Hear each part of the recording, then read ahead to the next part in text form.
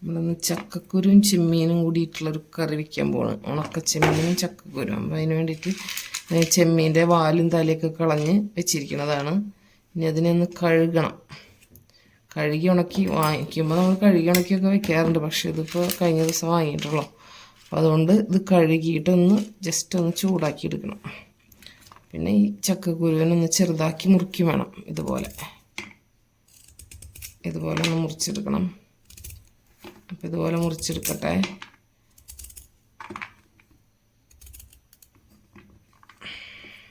നമ്മൾ ചക്കക്കുരും ഉണക്കച്ചെമ്മീനും കൂടി കറി വയ്ക്കാൻ പോവാണ്. അതിന് വേണ്ടിയിട്ട് നമ്മളൊരു ചട്ടി വെച്ചു. ഉണക്കച്ചെമ്മീനൊന്ന് ജസ്റ്റ് ഒന്ന് വറുത്തെടുക്കണം. വറുത്തതിന് ശേഷമാണ് കറി വയ്ക്കാറ്. നമ്മുടെ കൂടെ അങ്ങനെ ചെയ്യാറ്.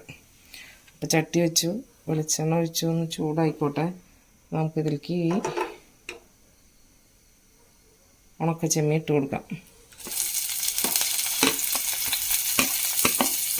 പിന്നെ പച്ചമണം പോകാനായിട്ട് ഒന്ന് ചൂടാക്കി എടുത്തതിന് ശേഷം കറി വയ്ക്കുന്നത് നല്ലതാണ്.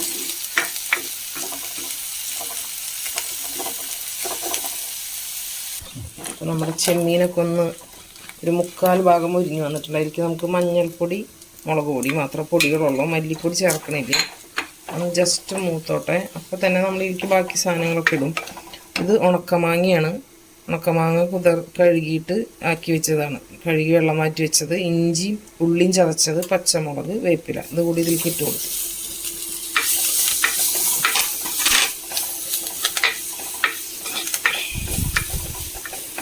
അതധികം മൂക്കേണ്ട ആവശ്യമൊന്നുമില്ല. ജസ്റ്റ് ഒന്ന് വഴണ്ട് വരുമ്പോൾ നമ്മൾ ചക്കക്കുരു നുറുക്കിയിട്ട് കഴുകിയത് അതും കൂടി ചേർത്ത് കൊടുത്ത്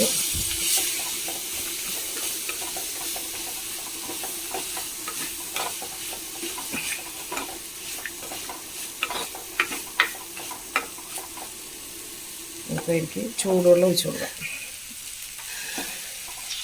പച്ചവെള്ളം ഒഴിക്കുന്നതിനേക്കാളും നല്ല ചൂടുവെള്ളം ഒഴിച്ചാൽ പെട്ടെന്ന് എല്ലാം കൂടി യോജിച്ച് കറി പെട്ടെന്ന് വേവുകയും ചെയ്യും. ഇത് തിളച്ച് ചക്കക്കുരുവൊക്കെ ഒന്ന് വെന്ത് വരട്ടെ. അതിന് ശേഷം നമുക്ക് ഉപ്പ് ചേർക്കാം. നമ്മുടെ ചക്കക്കുരുവൊക്കെ നന്നായി വെന്തിട്ടുണ്ട്. നമുക്ക് ഇതിലേക്ക് ഉപ്പ് ചേർത്ത് കൊടുക്കാം.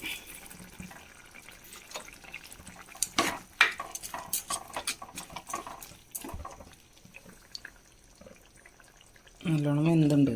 പൊടിഞ്ഞ് വരുന്നുണ്ട് കണ്ടോ.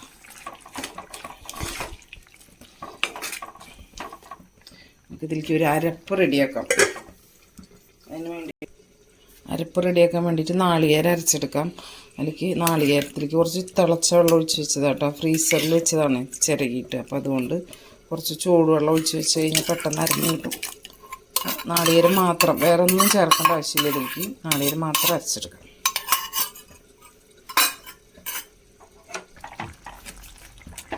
നമുക്ക് പതുക്കനെ ഒന്ന് ഉടച്ചു കൊടുക്കാം. മൺചട്ടിയായ കാരണം പതുക്കനെ എന്ന് പറയുന്നത്. ചെറുതായിട്ടൊന്ന് പ്രസ് ചെയ്ത് കൊടുത്താൽ മതി. അപ്പോൾ കുറച്ചൊന്ന് ഒരു കൊഴുപ്പ് വരാൻ വേണ്ടിയിട്ടേ മതി. നമുക്ക് അരപ്പ് ചേർക്കാം. നാളികേരം നന്നായി അരച്ച് വെച്ചത് എനിക്ക് ചേർത്ത് കൊടുക്കാം. കുറച്ച് വെള്ളം ഒഴിച്ച്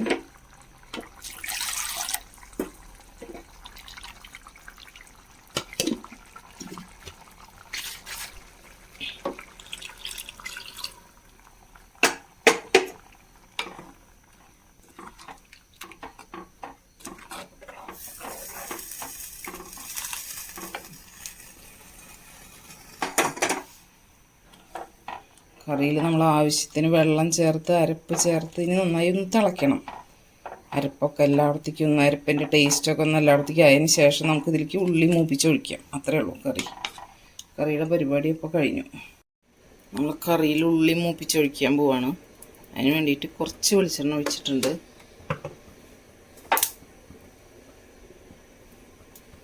നമുക്ക് ഈ ഉള്ളി വേപ്പിലയും കൂടി ചേർത്ത് കൊടുക്കാം.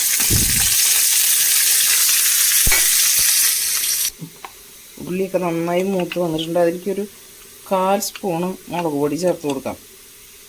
ഒരു കളറിന് വേണ്ടിയിട്ടാണ്. നമുക്ക് ഗ്യാസ് ഓഫ് ചെയ്യാം. അതിലിരുന്ന് മൂത്തോളൂ, ആ ചൂടിലിരുന്നിട്ട്.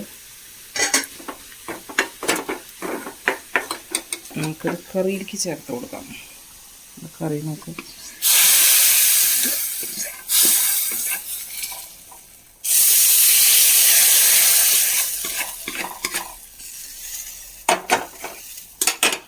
ഉണക്കച്ചെമ്മീനും ചക്കക്കുരും ചേർന്ന് അടിപൊളി കറി ഇവിടെ റെഡി ആയിട്ടുണ്ട് കേട്ടോ. നല്ല സൂപ്പർ ടേസ്റ്റുള്ള കറിയാണ്.